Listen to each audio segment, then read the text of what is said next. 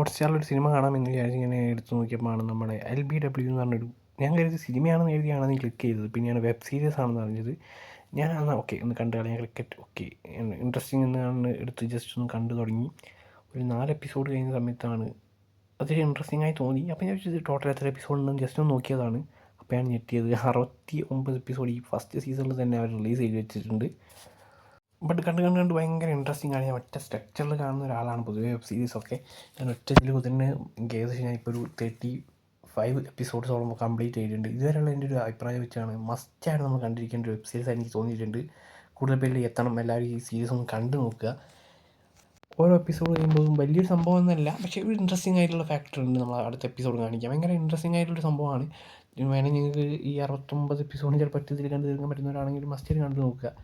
ചില എപ്പിസോഡിൽ അവിടെ ഇവിടെയായിട്ട് ലാഗുകളുണ്ട്. ഓരോ എപ്പിസോഡും വളരെ കുറവ് 20 മിനിറ്റ് അല്ലെങ്കിൽ 19 മിനിറ്റ്, ചിലത് അരമണിക്കൂർ, അങ്ങനെയൊക്കെയാണ് എപ്പിസോഡ്സ് വരുന്നത്.